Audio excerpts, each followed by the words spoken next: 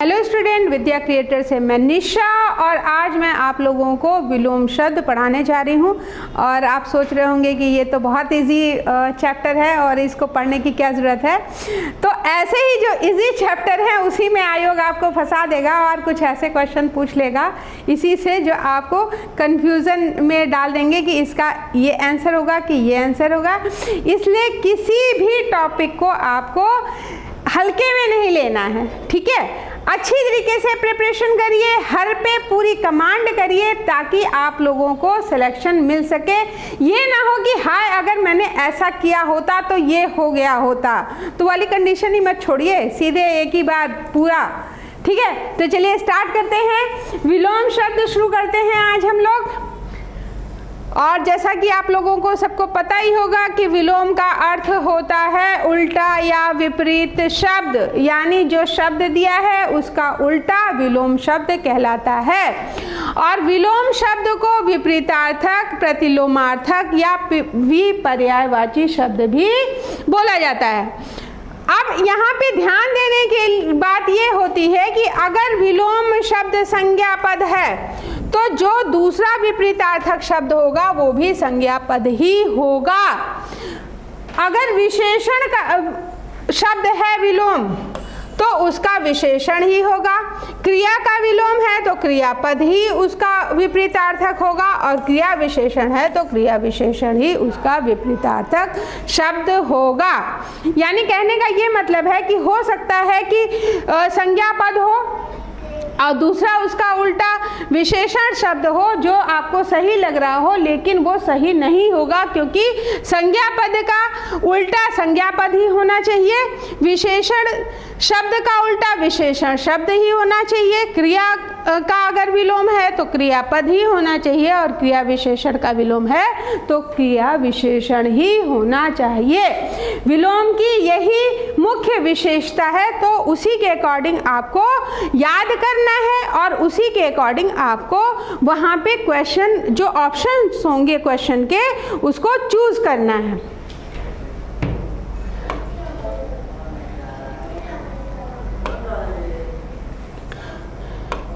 फिर देख लेते हैं कि विपरीतार्थक शब्द की रचना कितने प्रकार से करी जाती है। तो आपको बता दूं कि जो विपरीतार्थक शब्द होते हैं उनकी रचना 7 प्रकार से होती है।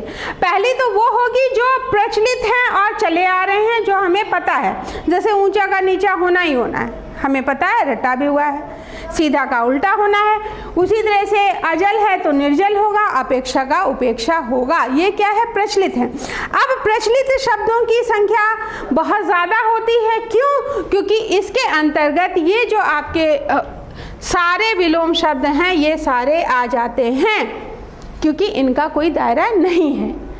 क्लियर हो रहा है? फिर दूसरा जो है वो है स्वतंत्र शब्दों के द्वारा। स्वतंत्र यानी जो दूसरा होगा उसमें न अ या अनु का प्रयोग होगा, न लिंग परिवर्तन होगा, न उपसर्ग होगा, न उपसर्ग परिवर्तन होगा, न एक साथ आने वाले होंगे। तो ये जो शब्द होंगे वो स्वतंत्र होंगे, जैसे अर्पण का ग्रहण, असीम का ससीम। क्लियर हो रहा है? अब आ तथा अनु के प्रयोग से ये जो बनेंगे विलोम, तो जैसे है आख्यात का अनाख्यात, आ लग गया। फिर लिंग परिवर्तन द्वारा लिंग परिवर्तन होगा, जैसे स्वसुर का उल्टा क्या होता है? सास। वर कन्या भी हो सकता है और वधू भी हो सकता है, तो वर में ध्यान रखिएगा कि वर का विलोम आपका कन्या भी हो सकता है और वधू भी हो सकता है, वधू। क्लियर हो रहा है? तो ऑप्शन में देख लीजिएगा कि वर का कन्या दिया है या वधू दिया है, तो दोनों ही सही होगा। और ये किसके हैं? लिंग परिवर्तन द्वारा बने हैं, जैसे माता का पिता। क्लियर हो रहा है? गणेश लक्ष्मी और राधा कृष्ण, ये सारे लिंग परिवर्तन के ही उदाहरण आएंगे। फिर उपसर्ग द्वारा अगर करें तो उपसर्ग क्या होता है? जो पहले लगे, शब्द के पहले जो लगता है वो उपसर्ग होता है। जैसे आपका जर है जर का अजर, और वो जो शब्द हैं वो आपके मीनिंगफुल होने चाहिए। आ, ई ये सब लग जाते हैं। और तो यहाँ पे उपसर्ग द्वारा, उपसर्ग यानी शब्द से पहले लगते हैं, ये ध्यान रखिएगा। तो जैसे जर का अजर, गीत का अगीत, श्वास का प्रश्वास, और ये जो है इम्पोर्टेंट है। फिर उपसर्ग परिवर्तन द्वारा, उपसर्ग परिवर्तित हो रहा है तो अनु उपसर्ग यहाँ पे लगा है, यहाँ पे भी उपसर्ग लगा है, तो अनुरक्ति विरक्ति। क्लियर हो रहा है? अनु उपसर्ग यानी उपसर्ग में परिवर्तन के द्वारा, कि यहाँ पे अनु लगा है तो यहाँ पे अनु होगा, ऐसा नहीं है, यहाँ पे परिवर्तित है, तो यहाँ पे अनु उपसर्ग लगा है तो यहाँ पे भी उपसर्ग लगा है। ये उदाहरण किसका है? उपसर्ग परिवर्तन द्वारा। फिर एक साथ आने वाले, नेक्स्ट आपका है एक साथ आने वाले, इसमें जैसे आते हैं, आह्वान है तो विसर्जन होगा, उज्ज्वल है तो धूमिल होगा, ये होगा ही होगा। तो ये सारे आपके प्रकार हैं और ये आपकी मदद करेंगे जब आप विलोम शब्द चुनेंगे या लिखेंगे उसके लिए, ठीक है।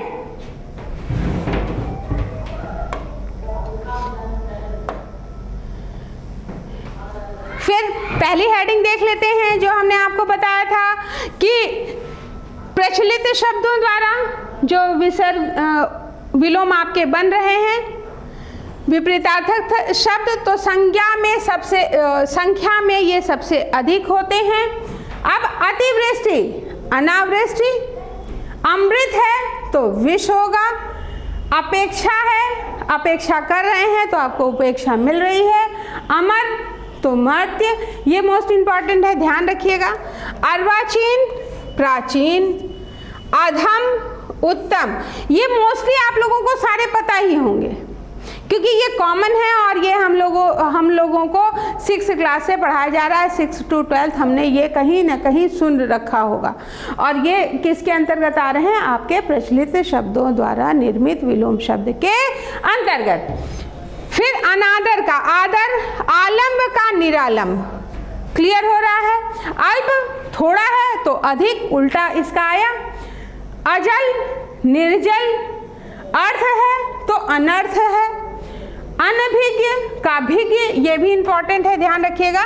अपकार उपकार, अमीर गरीब, अपेक्षित अनपेक्षित। इस सारे को आप लोग सिर्फ 4 या 5 बार पढ़ लीजिएगा, याद हो जाएगा। शब्द पकड़ने की कोशिश करिएगा कि अनादर, कहीं आपका अनादर हुआ है तो इसका उल्टा क्या होगा?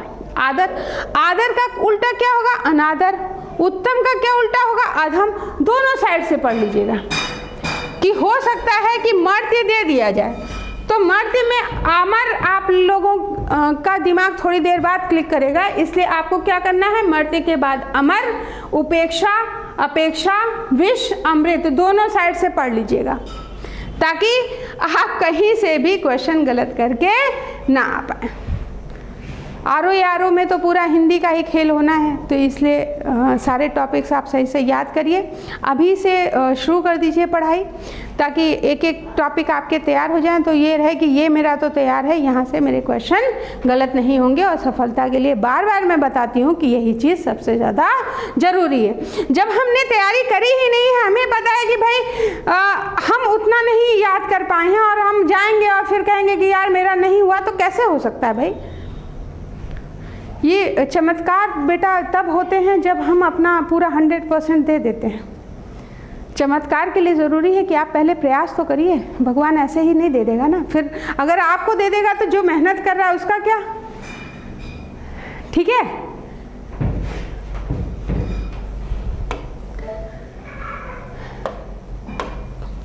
फिर बात करते हैं सेकंड उपसर्ग जोड़ करके। तो अगर हम अ उपसर्ग जोड़ते हैं तो अ उपसर्ग से, जैसे सभ्य है तो अ उपसर्ग जोड़ा तो क्या बन जाएगा? असभ्य।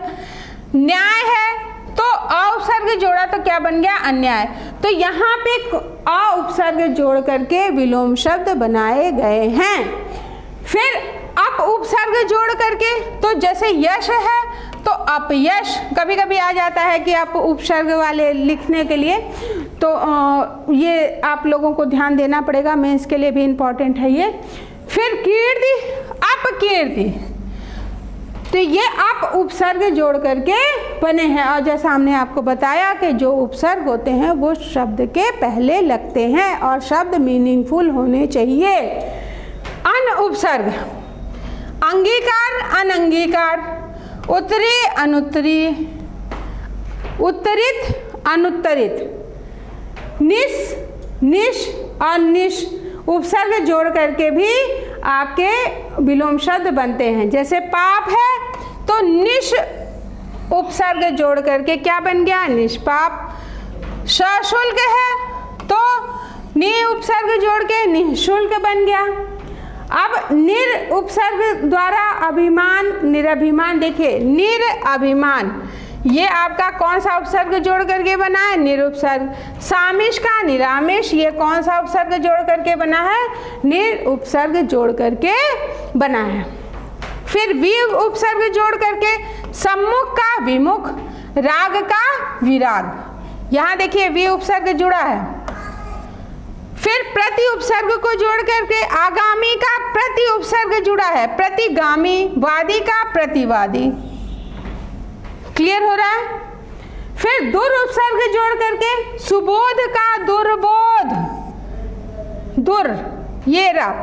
अब ध्यान रखिएगा कि ये र कैसे आ रहा है। देखिए दुर बोध, इसको ऐसे लिख सकते हैं कि नहीं लिख सकते हैं? क्योंकि जो ये वाला र होता है, ये जो र होता है, एक पदेन र होता है, एक रेफ र होता है, तो जो आपका इसको बोलते हैं रेफ र, ठीक है? तो ये जो है वो शब्द के पहले लगता है, यानी ब के पहले लगेगा, इसलिए इसको ऐसे लिख सकते हैं। तो दुर उपसर्ग लगा कि नहीं लगा? लगा। सुव्यवस्थित, दुर्व्यवस्थित, यही भी वहाँ भी यही चीज़ है, इसलिए ये दुर यहाँ पे आ जाएगा।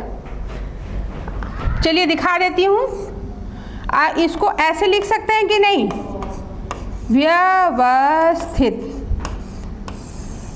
तो ये इस पे लगा था, यानी ये इन शब्द से पहले आएगा, इस वजह से दुर उपसर्ग यहाँ पे लगा है। क्लियर हो रहा है? तो ये जो दूसरा प्रकार है उपसर्ग जोड़ करके, तो यहाँ पे अ, अप, अन, निस, निर, वि, प्रति और दुर उपसर्ग के को जोड़ करके विलोम शब्दों की रचना करी गई है।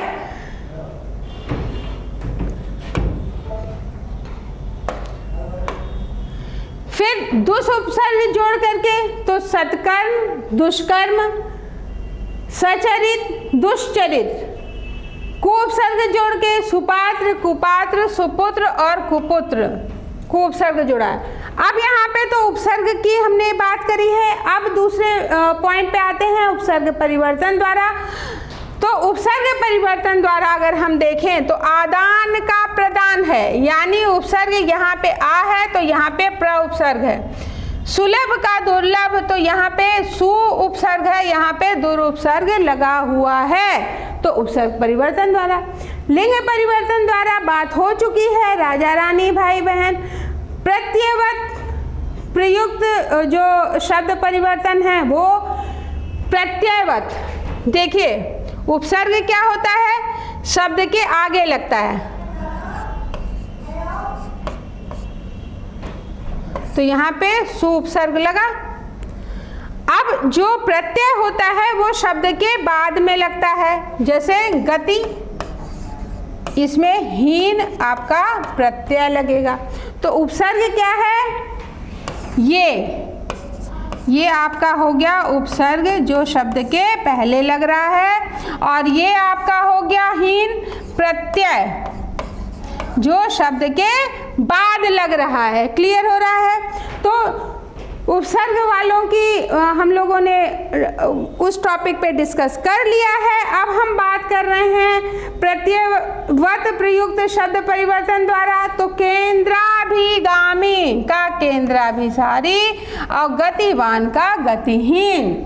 फिर नज्य द्वारा, नज्य समास हमने आपको बताया था, तो नज्य द्वारा सभ्य का असभ्य, लौकिक का अलौकिक। उसी तरह से अगर हम भिन्न शब्द की बात करें तो अलग शब्द से भी आपके विलोम शब्दों की रचना होगी, तो उसमें आपका आएगा लाभ, हानि, कटु का मधु।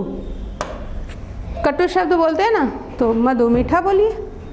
ठीक है, आज के लिए इतना ही। हमने इस टॉपिक में आप लोगों को बताया कि आप विलोम क्या होते हैं, कैसे इनकी रचना होती है, कितने प्रकार से हम रचना कर सकते हैं। जो हमारा नेक्स्ट वीडियो आएगा, जो मोस्ट इम्पॉर्टेंट विलोम शब्द होंगे, हम उनके बारे में चर्चा करेंगे और साथ में आप लोगों को याद कराने का प्रयास भी करेंगे। आज के लिए इतना ही। Thank you.